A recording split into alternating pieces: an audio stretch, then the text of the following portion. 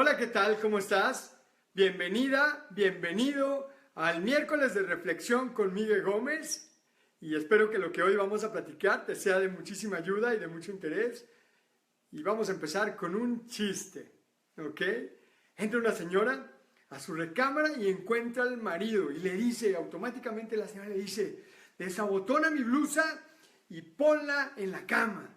Después el marido lo hace y después le dice, ahora baja la falda y quiero que la pongas en la silla. Y el marido lo hace. Ahora quiero que desabroches mi brasier, mi sostén y lo pongas en la silla también. Y el marido lo hace. Y finalmente quiero que bajes mis medias y las pongas en la cama. Y el marido también lo hace. Y la señora le dice, y que sea la última vez que te encuentro vestiendo mi ropa. Nunca más lo quiero volver a encontrar así. Vamos a comenzar. El tema de hoy es abraza el fracaso con amor. En 1969 nació una chica llamada Elizabeth Gilbert. Ella desde pequeñita, en cuanto empezó a poder escribir, se dio cuenta que tenía una gran pasión por escribir, por contar cosas, por transmitir historias a través de la pluma. Y empezó a escribir cosas, pues cosas que escriben los niños. Y esa pasión con el tiempo fue creciendo, se fue haciendo más grande. Y ella se convirtió en una adolescente y seguía escribiendo. Seguía con esta inquietud de volverse una escritora famosa. Así que empezó a mandar a The New Yorker todos sus escritos con la esperanza de que un día fuera descubierta por alguien. Cosa que no ocurrió. Siguió pasando el tiempo. Ella ingresó en la Universidad de Nueva York, de la cual se graduó a los 22 años en la carrera de Ciencias Políticas. Y una vez que terminó sus estudios, pues estaba como indecisa entre continuar con su carrera profesional como Ciencias Políticas o seguir en la parte de la escritura. Y ella decidió hacer una cosa. Entró como mesera en un restaurante y durante los siguientes 6 años se dedicó a atender las mesas y después a escribir. Todos los días escribía, todos los días atendía las mesas, todos los días llegaba a su casa y lo único que encontraba en el buzón de su casa eran cartas de rechazo. Día tras día, año tras año, lo único que encontraba eran rechazos y ella sentía que tal vez no estaba hecha para escribir. Ella empezó a sentir, a preguntarse si debía de renunciar a eso que tanto amaba, si debía de dejar de escribir para dedicarse a otra cosa, cosa que no hizo, afortunadamente, porque ella se dio cuenta que amaba más el escribir de lo que odiaba el que la rechazaran. Ella sentía en su corazón un fuego inmenso que la consumía de pasión cada vez que escribía, cada vez que contaba una historia, cada vez que podía mandar sus escritos a algún lugar para que se los publicaran, para ver si los podían publicar. Sentía mucho fuego en el corazón. Y eso la impulsó a seguir adelante. Y fue en el 2006, muchos años después de haber iniciado su carrera como escritora cuando era una niña, cuando lanzó un libro, publicó un libro que se llama Comer, Rezar, Amar, que fue un hit a nivel mundial. Fue tan bueno su libro que recién salió en el 2006, había alcanzado ya los primeros lugares en el New York Times Bestsellers, era uno de los primeros libros, y 88 semanas después de haber sido lanzado el libro, continuaba en el segundo lugar de los libros más vendidos de acuerdo a esta publicación. Estaba tan bueno su libro que Columbia Pictures compró los derechos del libro para hacer una película. La película fue protagonizada por Julia Roberts y recaudó tan solo en el primer día $23 millones. Y en los siguientes días recaudó $206 millones a nivel mundial. Se vendieron cientos de millones de dólares por artículos que surgieron, joyería y otras cosas que surgieron a partir de esta película. Fue una revolución lo que ocasionó Elizabeth Gilbert cuando en algún momento por su vida cruzó la idea de dejar de escribir. Imagínate qué increíble. Pero estando en la cumbre del éxito, teniendo este éxito tan increíble, tanta fama que ganó en este tiempo, y habiendo vendido más de 10 millones de copias su libro de Comer, Rezar, Amar, Y después de estar 151 semanas consecutivas en la lista del bestseller, imagínate el éxito tan grande que alcanzó esa señora con este libro. Le empezó a dar un terror inmenso volver a escribir, a tal grado que consideró el dejar de escribir, retirarse para siempre. Y lo que ella pensaba es que muchas de las personas que habían gustado de su libro podían estar decepcionadas. Ya sabes que siempre dicen que las segundas partes, las terceras partes, el segundo, tercero, cuarto libro, pues no son tan buenos como el primero. Y ella sentía que probablemente sus lectores podían quedar un poco desilusionados por su segundo libro. También sentía que podía desilusionar a los que no les gustaba su libro porque podían pensar que seguía viva y seguía escribiendo. Y decía, ay, unos porque no va a estar tan bueno y los otros porque me odian. ¿Qué tal si mejor dejo de escribir? Pero ¿sabes qué hizo? Siguió escribiendo. Y en el 2010 lanzó la segunda parte del libro Comer es Amar, que se llamó Compromiso. Y ciertamente no fue un libro tan leído y tan bueno como el primero, tan popular y tan vendido como el primero, pero fue un libro exitoso. Pero ella entendió una cosa. Fíjate por qué siguió escribiendo. Porque ella entendió que la única forma que tenía de volver a triunfar y volver a sentir ese éxito avasallador era abrazar con amor el fracaso y seguir haciendo lo que había hecho por tanto tiempo, por muchos años, seguir escribiendo, sabiendo que para tener éxito de nuevo tenía que estar dispuesta a fracasar. Fíjate qué increíble, entender que para tener éxito tenemos que estar dispuestos a fracasar. Y así fue como escribió un nuevo libro que se llamó La firma de todas las cosas, que alcanzó el 5º lugar de los mejores libros de ficción en el 2013, de acuerdo a la revista Times. Gracias a que siguió escribiendo. Imagínate si ella hubiera tomado la decisión de el miedo me gana y dejo de escribir. ¿Qué tal si fracaso? ¿Qué tal si nunca vuelvo a tener éxito? Pero ella siguió adelante. Encontrar eso que amas más a ti mismo y hacerlo sin parar es la clave. Encontrar eso que te apasiona, eso que te gusta, eso que te enciende el corazón, eso que amas más que a ti mismo, más que a ti misma, y hacerlo. Entender que sin el fracaso no hay éxito. Vivimos en un mundo dual. Vivimos en el día, la noche, arriba, abajo. Sin éxito, sin fracaso, no hay éxito. Y en esta dualidad yo te quiero preguntar algo. Quiero que en cuanto yo te dé esta pregunta, tú contestes en voz alta lo primero que se te venga a la mente. Lo primero que pienses. Hazme este favor de hacer este ejercicio, ¿ok? ¿Lista? ¿Listo? ¿Qué es lo opuesto al éxito? ¿Qué es lo opuesto al éxito? ¿Qué contestaste? Cuando hago esta pregunta en el escenario, cuando hago esta pregunta en los talleres o en las conferencias, en frente de mucha gente, se escucha al unísono, ¡fracaso! ¿Qué es lo opuesto al éxito? ¡Fracaso! Todo el mundo contesta. Casi todo el mundo contesta lo mismo, para no ser así de absoluto. Pero déjame te digo una cosa. Lo opuesto al fracaso, lo opuesto al éxito no es el fracaso. Lo opuesto al éxito es la mediocridad. Es la indiferencia, es la inactividad. Es cuando la gente se queda paralizada de miedo y no hace las cosas que le gustaría hacer. Los únicos que no fracasan son los que nunca hacen nada. Son los que los miedos los paralizan. Son las personas que se quedan detenidas y que no siguen adelante sus instintos, sus sueños, sus deseos, sus pasiones, sus amores. Esas son las verdaderas personas que nunca triunfan. Los que no son capaces de vencer sus temores para ir a la conquista de sus pasiones y sus sueños. La indiferencia, la mediocridad son los verdaderos opuestos al éxito. El fracaso es el mejor amigo del éxito, es parte del éxito. Steve Jobs fue despedido de su propia empresa. Steve Jobs y Steve Wozniak, cuando se presentaron en una convención para mostrar su proyecto por primera vez, fueron víctimas de burlas. Lo sacaron de ahí, todo el mundo se rió de ellos. Cuando fue corrido de su compañía, intentó hacer otros proyectos y fracasó en muchas cosas. Pero también ese fracaso fue parte de su éxito. El coronel Sanders presentó su receta en más de 1000 restaurantes antes de que una persona estuviera dispuesta a comprarle la receta.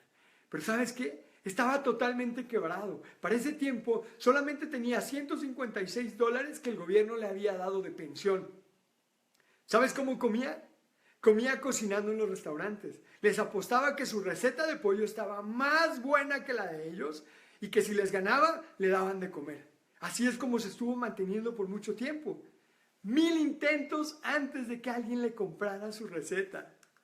Walt Disney estaba quebrado, lo despidieron, le robaron sus proyectos, comió desperdicios de un bote de basura, no tenía nada, no tenía a nadie, fracasó 1 y 1000 veces. Pero ¿qué tenían todas estas personas en común? ¿Qué tienen todos estos extraordinarios seres humanos? Que todos abrazaron con amor su fracaso. No se rindieron, entendieron que el fracaso es parte del proceso hacia el camino del éxito. Y entendieron que si seguían fracasando y aprendían de sus fracasos, tarde o temprano iban a conquistar el éxito. Tarde o temprano se iban a volver en ganadores, se iban a volver en unos grandes triunfadores. No porque no lo estés viendo en este momento, significa que no va a suceder. Te quiero preguntar algo. Cuando un niño está gateando, cuando un bebito está gateando, ¿cuántas veces se cae antes de que pueda caminar?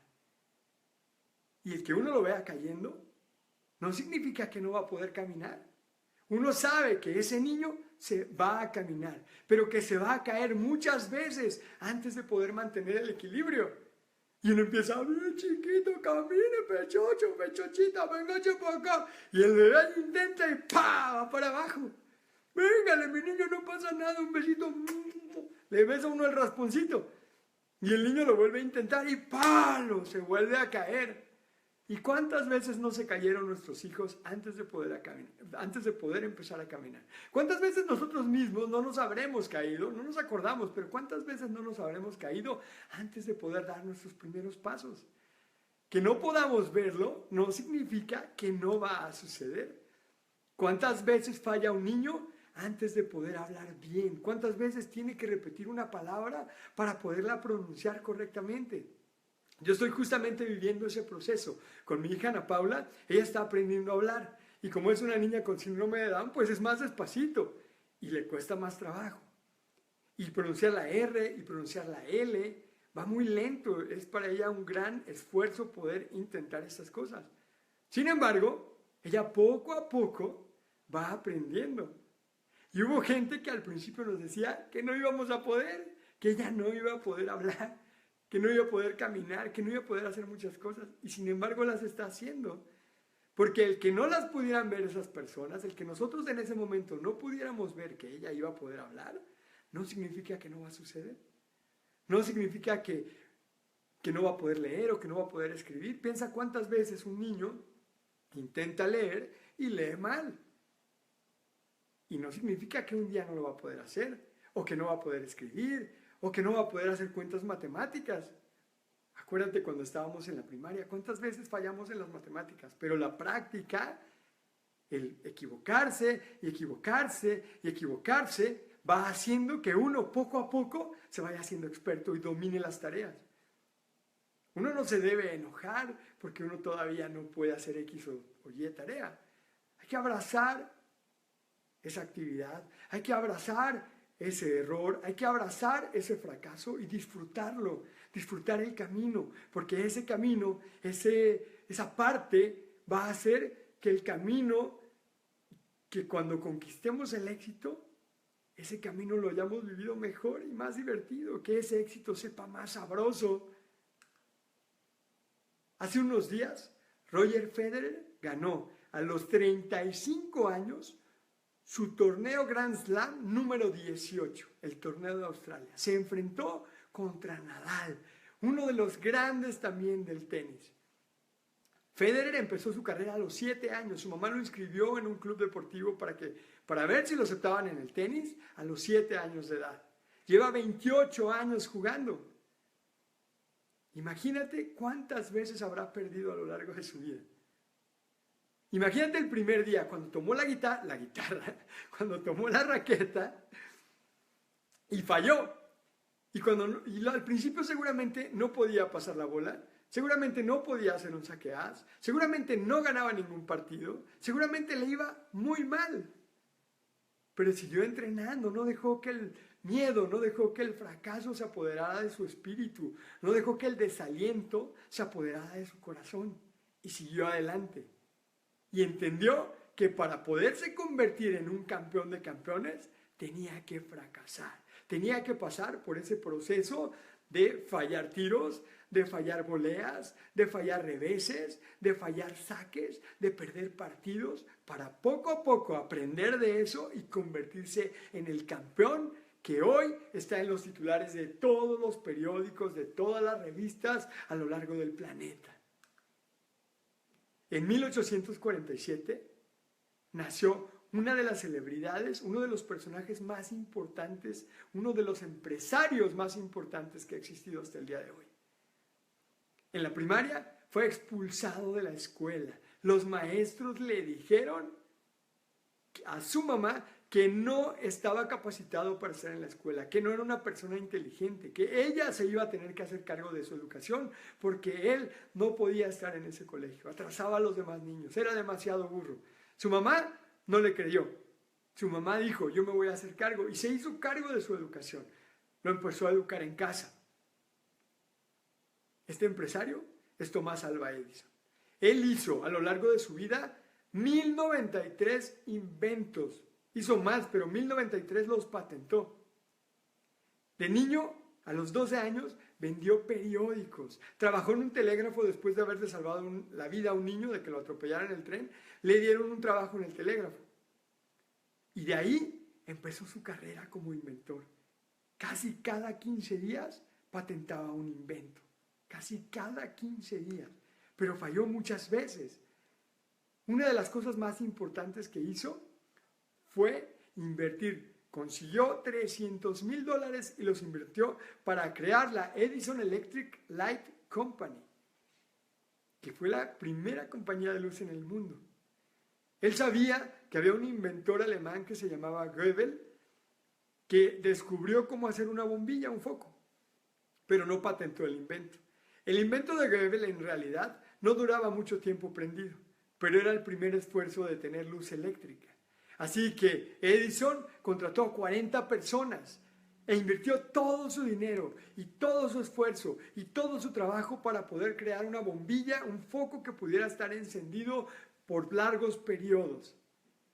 Intentó primero lograr un vacío absoluto en el foco, y ese fue el primer esfuerzo, el primer contratiempo que tuvieron que enfrentar él y su equipo. ¿Cómo generar un vacío total en el foco?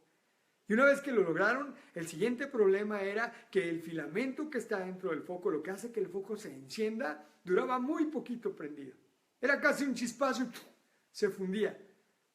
Así que intentaron con un filamento y probaron metales y probaron fibras. Incluso compró más de 6,000 fibras naturales, las cuales probó muchas de ellas para ver si encontraba cuál era la correcta, cuál podía hacer que el foco durara más tiempo encendido.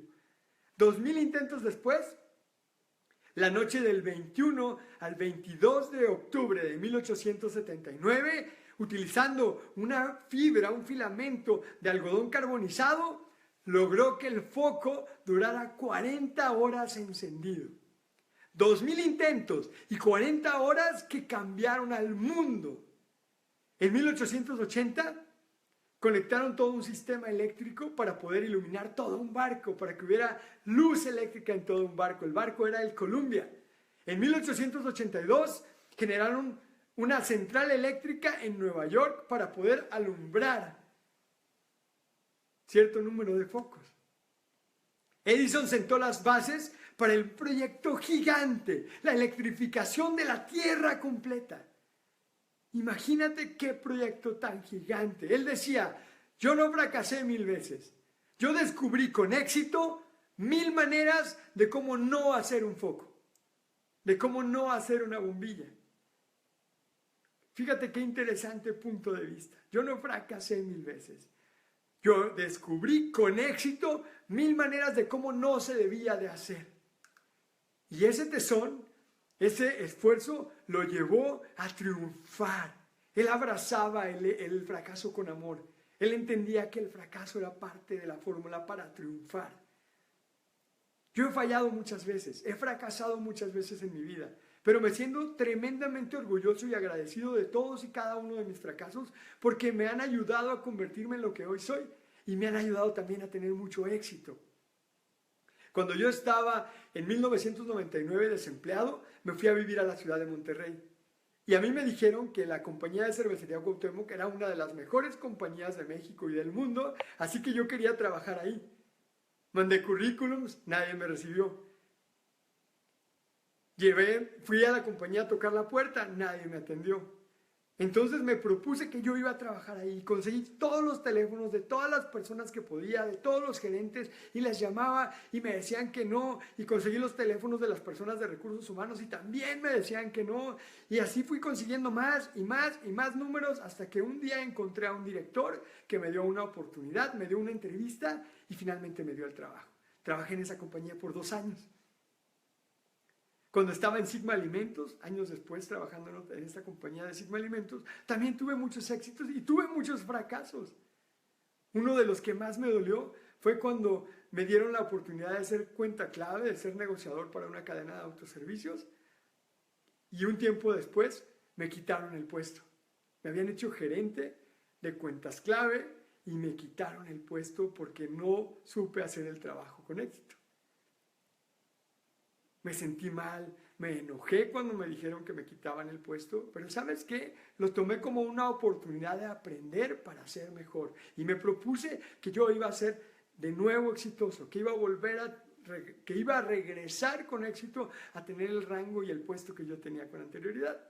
¿Y sabes qué? Después de un par de años lo logré de nuevo.